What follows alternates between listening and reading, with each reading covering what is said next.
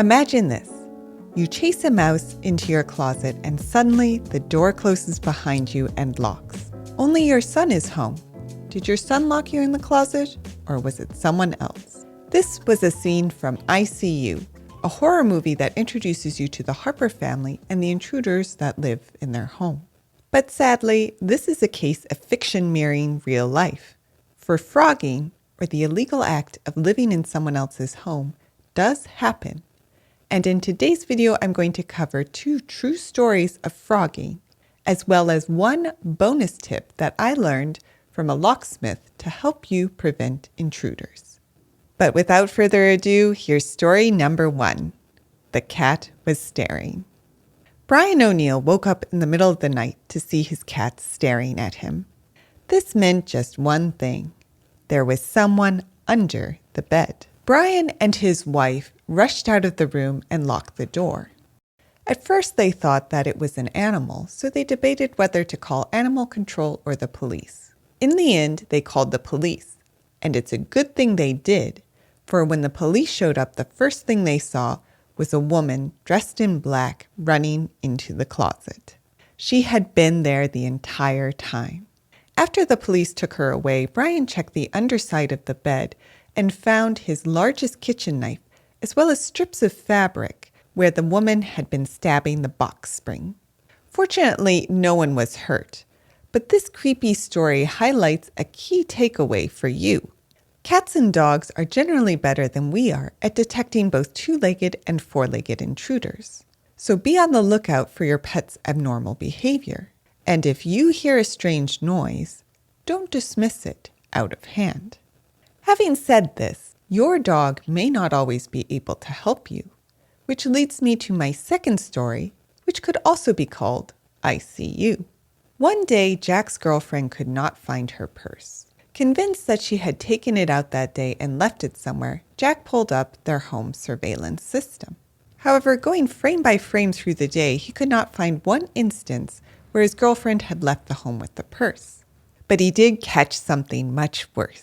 In the evening the night before, after they had both fallen asleep on the couch with their dogs, he saw a figure appear in their loft.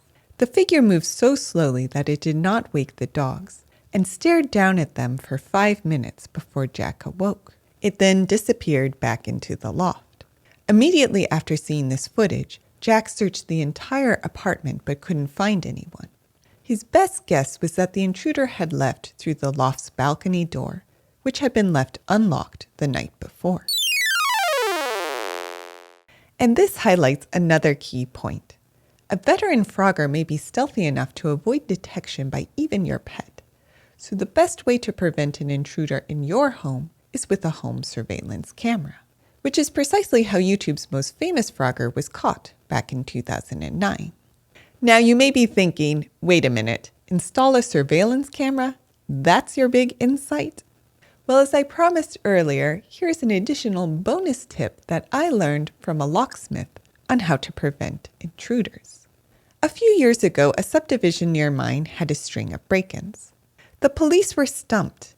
In each instance, there was no sign of a break-in, and the door had been locked at the time of the theft. Since our locksmith had installed all the home's locks for the original developer, he was called in to help. Well, he said, either the intruder can walk through walls, or he has a key.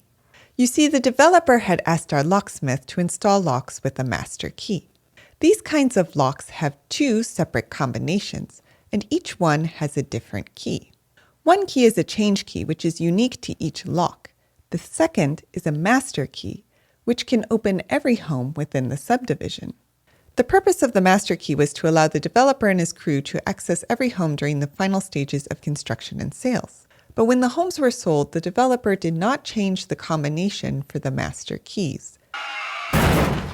This meant that all the thief had to do was get 1 copy of a master key in order to access every house in the neighborhood. So remember, your home's lock may have more than 1 combination, and it's a good idea to change all of them when you first move in or if you think your home's security has been compromised.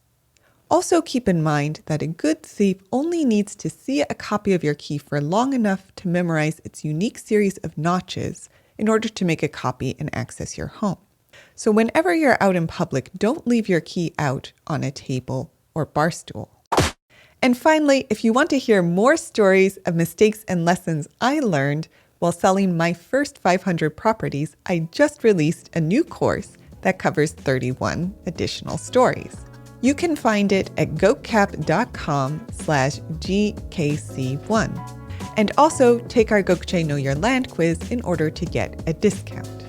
So thank you for listening, and more to come.